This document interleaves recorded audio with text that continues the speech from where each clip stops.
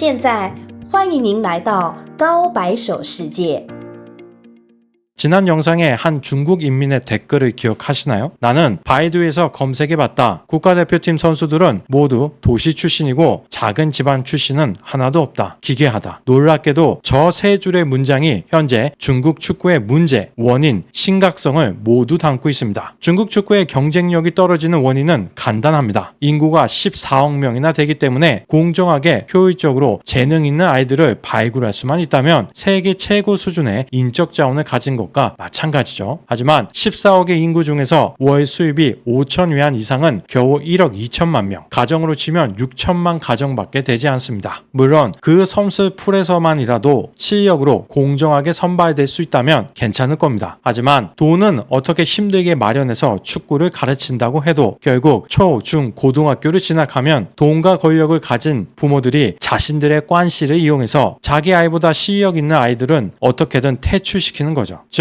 6천만 가정 중에서도 돈, 권력, 관시가 모두 있는 집안의 아이만 대표로 선출될 수 있는 겁니다. 초, 중고, 유소년 때만 벌써 3번이나 이렇게 걸러지는데 정작 프로구단이나 국가대표 선발할 때 제대로 된 선수가 얼마나 있겠습니까? 물론 재능도 있고 실력도 있는 선수인데 집안 배경까지 좋은 경우가 있겠죠. 그런데 그런 선수들이 열심히 공을 차겠습니까? 어차피 슬슬 해도 관시로 올라갈 수 있는데 왜 힘들게 축구를 하겠습니까? 어렸을 때부터 그렇게 10년 축구를 했다고 생각해 보세요. 아마 있던 재능도 다 사라질 겁니다. 그리고 프로에 가면 보통 미드필더나 수비수를 하죠. 공격수는 골을 넣어야 하는 압박이 있잖아요. 그래서 프로리그에서는 외국 용병을 연봉 수십억, 수백억씩 주고 데려오는 거죠. 하지만 중국 국가대표를 소집하면 제대로 된 공격수 자원은 항상 부족할 수밖에 없죠. 제 생각에 정말 중국 축구가 경쟁력을 가지려면 프로구단의 연봉을 중국 평균 수입의 2배 정도, 4천만 원 정도만 줘야 합니다. 이게 무척 황당한 소리로 들릴 수도 있으시겠지만 그래야지만 중국에 돈 있고 권력 있는 집안의 자식들이 축구할 생각을 안 하니까요. 지난 영상에서 4부 리그인 중국 챔피언스 리그의 징추안 원회이팀 선수들 월급이 보통 월 3천 위안이고 최고 연봉이 5천 위안이라고 말씀드렸죠. 이 팀이 작년 11월 김민재 선수도 한때 이름을 올렸던 베이징 고아안을 격파했습니다. 이제 막 조기 축구를 벗어난 팀한테 중국에서 가장 인기가 많은 중국 축구 1군이 진 겁니다. 만약 이게 승부 조작이 아니었다면 중국 프로축구 선수들은 정말 대충 뛰는 게 몸에 익은 거죠. 누군가는 중국 축구는 유소년 시스템이 문제라서 경쟁력이 없다고 이야기하던데 중국 슈퍼리그가 1994년에 설립되었죠. 그런 30년, 이미 한 세대가 지난 겁니다. 그 시간 동안이면 중국에 이미 뛰어난 유소년 육성 시스템이 적어도 5-6번은 도입이 됐을 겁니다. 하지만 지금도 전혀 변화가 없잖아요. 그 말은 시스템의 문제가 아니라 그걸 운영하는 사람의 공평, 공정, 양심, 그리고 중국의 관시 문화가 문제인 것입니다. 굉장히 아이러니하지 않습니까? 보통 연봉을 높여주고 지원을 많이 하면 실력이 늘어야죠. 엄청난 자금이 투입되고 팬들의 많은 관심과 지지를 받으면 당연히 발전이라는 게 있어야 하는데 중국은 프로축구 선수들, 축구협회, 사설 도박업체들이 끼리끼리 카르텔을 만들어서 국가적으로 투입되는 엄청난 자금과 기업들의 지원만 쏙쏙 빼먹고 있는 겁니다. 그렇다면 중국은 왜 제대로 사후 감시를 하지 않을까요? 물론 몇 년에 한 번 흉내는 내죠. 이번에는 중국 축구협회장 같은 소위 대여도 사퇴당하고 수사받고 있기는 합니다. 그만큼 이번 조사는 저 위에서 바로 내려온 오더라고 할 수 있겠습니다. 하지만 조금 잠잠해진 후에는 또 예전처럼 승부 조작하고 뒷돈거래하고 상납하는 구조가 다시 시작될 거라고 봅니다. 중국 사회는 왜 이런 심각한 문제를 제대로 잡지 않고 있을까요? 이러한 환경이 중국의 돈과 권력을 가진 사람들, 관시를 이용할 수 있는 사람들에게 유리하기 때문에 차마 바꾸지 못하고 있는 겁니다. 지나친 관시 문화의 폐악을 상쇄해 줄 수 있는 법과 제도가 있는 자들의 편이기에 사회가 점점 병들어가도 인민들이 원하는 작은 개혁 하나 쉽사리 하지 못하는 게 바로 지금 중국의 현실입니다. 지금 중국 축구의 간판 스타는 우레이입니다. 우레이는 한족이 아니고 소수민족인 회족입니다. 비록 비록 스페인에서 좋은 모습을 보여주지 못한 채 작년 중국으로 돌아왔지만 올해 중국 리그에서 25라운드 14골, 리그 득점 2위를 기록하고 있습니다. 우레이를 보면 볼 경합, 신체 밸런스 등에서 중국 선수들이 아직은 유럽 수준에 한참 못 미친다는 것을 어렵지 않게 알 수 있습니다. 중국 리그의 축구 선수 연봉은 유럽보다는 작지만 다른 중국 스포츠 선수들보다는 굉장히 높습니다. 그리고 연봉 외에 여러 가지 합법 및 불법적인 수익을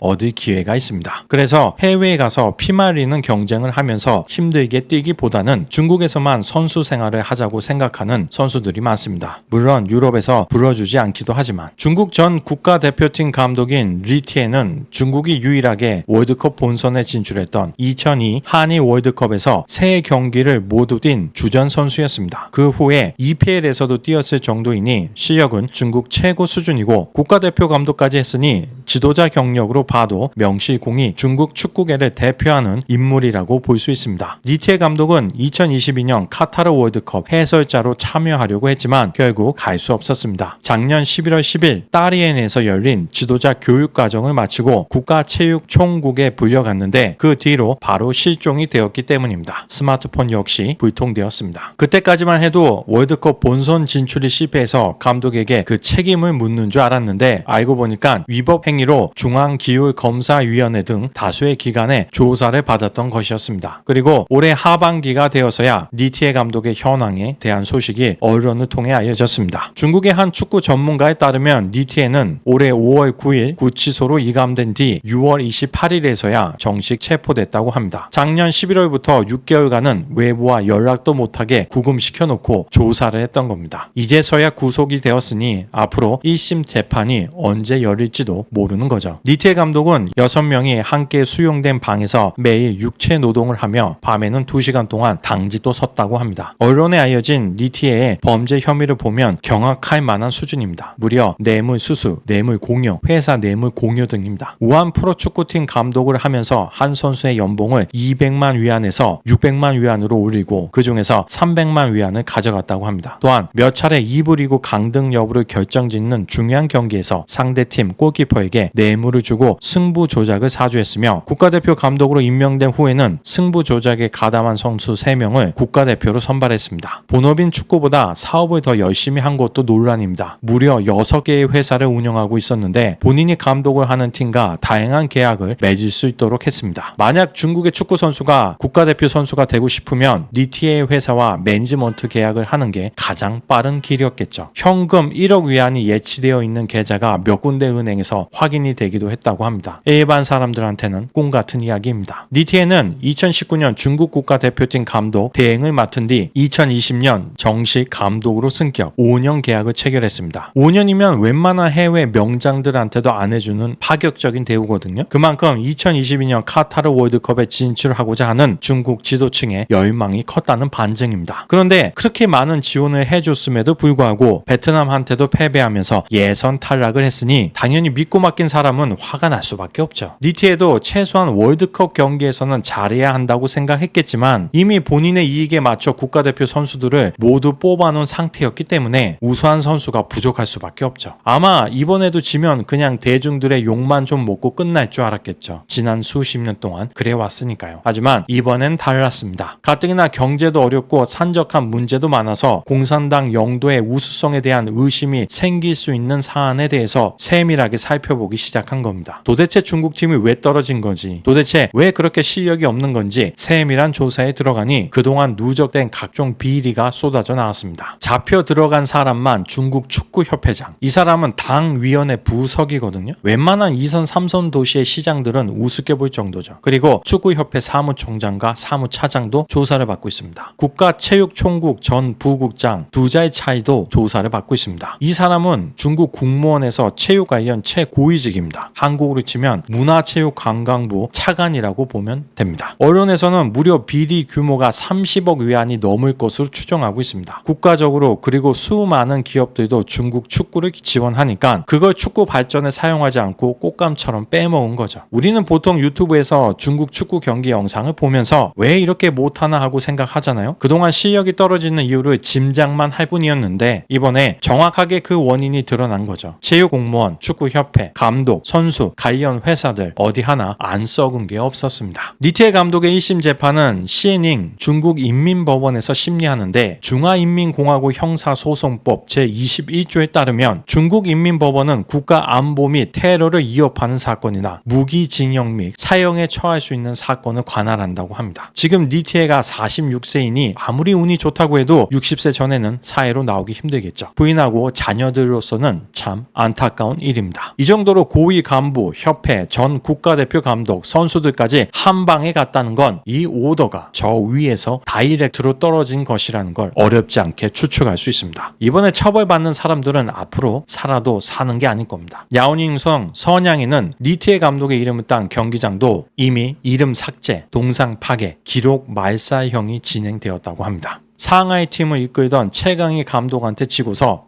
최강희 감독의 축구 스타일이 새롭거나 진보적이지 않고 구식이라 생각한다. 우리 수비의 시책으로 골을 내준 것이다 라고 했었습니다. 본인이 생각하는 구식한테도 질 정도면 그때 지휘봉을 내려놨어야죠. 그럼 최소한 지금 감옥은 안 갔을 거 아닙니까? 지금 산동팀에서 뛰고 있는 한국 국가대표 손준호 선수와 그의 중국인 에이전트도 지금 뇌물수수 혐의로 구속되어서 수사를 받고 있습니다. 같은 팀 감독하고 선수들이 먼저 조사를 받았는데 그때 빨리 귀국을 했으면 좋았을 뻔했습니다. 정부에서는 외교 루트를 통해서 불구속 수사 요청을 했다고 하는데 중국 외교부는 중국 내에 전혀 영향력이 없다고 보시면 됩니다. 100번 이야기해도 안 됩니다. 손 선수가 야오닝성의 조사를 받고 있으니까 한국 정부에서는 야오닝성의 당석이나 공안 고위직을 통해서 알아보는 게 가장 좋지 않을까 싶네요. 물론 저는 손 선수의 결백을 믿지만 중국 축구 부패와의 전쟁은 최고위층에서 지시를 한 건이고 지금 야오닝 공안이 이 건을 제대로 만들어 보려고 목숨 걸고 달려든 상태이기 때문에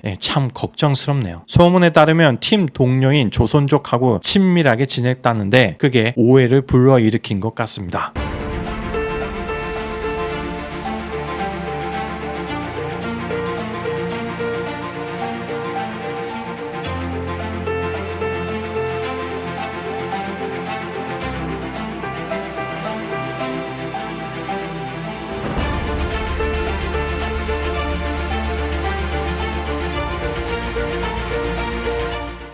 하필이면 이 타이밍에 손 선수하고 같은 산동팀이었던 중국 축구 국가대표 우싱한 선수는 SNS 메시지를 통해서 중국 프로리그는 모두 승부 조작이며 한 경기에 40만 위안을 벌 수 있다고 말한 게 유출되었습니다. 승부 조작에 동참하면 한 경기라도 왜 저렇게 큰 돈을 벌 수 있냐면 불법 도박 업체들이 연관되어 있어서 그렇습니다. 베팅 업체들은 선수들한테 몇 억을 줘도 몇십억은 충분히 벌 수 있으니까요. 이 선수는 지금 난징 팀에서 뛰고 있는데 왜 수사를 안 하는 지 모르겠습니다. 이 정도면 중국 축구 선수들이 그동안 왜 굳이 해외로 안 나가려고 하는지, 왜 열심히 안 뛰는지 충분히 납득할 만한 설명이 되지 않았나 싶습니다. 중국 축구를 보고 있으면 스포츠라기보다는 WWE 같이 잘 짜여진 엔터테인먼트 쇼 같습니다. 한국 문제도 사실 작지 않습니다. 대한축구협회는 올해 3월 28일 한국 우루과이의 A매치를 1시간 앞둔 시점에 과거 비위 행위자 100인에 대한 기습 사면을 발표합니다. 시간이 묘하지 않습니까? 중요한 경기를 딱 1시간 앞두고 발표했다는 건 사면에 대한 대중과 언론의 주목을 받지 않기를 바랬다는 거죠. 사면 명단은 정말 충격적이었습니다. 승부 조작과 관련된 48명 외에도 금전 비리, 선수 심판에 대해 폭력을 행사한 자, 부정 행위자 등이 대거 포함되어 있었습니다. 심지어 2022년에 처분을 받아 징계 기간이 1년도 채 안 되는 8명도 사면 명단에 올랐습니다. 엄청난 비난이 쏟아지자 결국 대한축구협회는 사흘 만에 임시이사회를 열어 철회했지만 그래도 비난이 멈추지 않자 정몽규 회장을 제외한 모든 부회장과 이사진이 총사퇴했습니다. 여기에는 이영표, 이동국 부회장과 조원희 사회공헌위원이 포함되어 있었다고 합니다. 회장은 왜 사퇴를 안 하는지 모르겠네요. 피파 랭킹이 국가 간의 실제 축구 실력을 정확하게 반영할 수는 없겠지만 우리가 일본보다 계속 뒤처지고 있는 이유에는 대한축구협회도 크게 한몫하고 있다고 생각합니다. 그리고 이건 망언이라 인생이라기보다는 팩트를 이야기한 게 아닌가 싶네요. 물론 개인의 인생이고 자유가 있는 건 맞지만 축구 선수로서 국민들에게 많은 사랑을 받았다면 한국 축구의 발전을 위해서 일정 부분 역할을 하는 게 좋지 않을까요? 국내에서 취득할 수 있는 축구 지도자 자격증은 D, C, B, A, P 순으로 올라갑니다. P급부터는 국가대표팀 감독 코치, 국내 프로축구 감독을 할 수 있고 아시아 각국의 최상위 리그 감독, 대표팀도 지도할 수 있습니다. 2007년 도입되어 현재 국내의 소지자는 208명 뿐입니다. 2023년 강스페에는 A급 자격증을 가진 지도자 109명이 지원해서 25명만이 합격했는데 합격 규정에 묘한 부분이 있어서 논란이 되었습니다. 과거에는 고등 리그를 직접 지도한 경력이 있어야만 P급 자격증에 지원할 수 있었는데 대한축구협회가 갑자기 고등 리그를 지도한 경험이 없어도 A매치 50경기 이상 출전 경력을 보유한 수강생 쿼터를 신설해서 정확하게 딱 2명만 선발한다고 발표한 것입니다. 왜 배정 인원이 딱 2명이었을까요? 이유는 알 수 없지만 차두리와 안정환 딱 그 2명이 그 조건에 충족했습니다. 그리고 P급 지도자 과정에 둘이서 합격했죠. 이러면 특혜가 아니더라도 의심이 들 수밖에 없죠. 사실 저는 한국하고 중국의 민도는 큰 차이가 없다고 생각합니다. 한국도 판시 문화로 인해 얼마나 많은 우수한 자원들이 축구계를 떠나고 있겠습니까? 다만 중국보다는 조금 더 법과 제도가 뛰어나고 사후 검증을 하며 대중의 여론이 반영되고 있는 사회이기 때문에 사회를 병들게 하는 사람들 정도를 벗어나려고 하는 사람들이 중국보다는 더 자주 처벌을 받는 것뿐입니다. 비록 우리 모두 만족할 만한 충분한 정의는 아니겠지만 최소한 중국보다는 훨씬 효과적으로 이루어지고 있는 것이죠.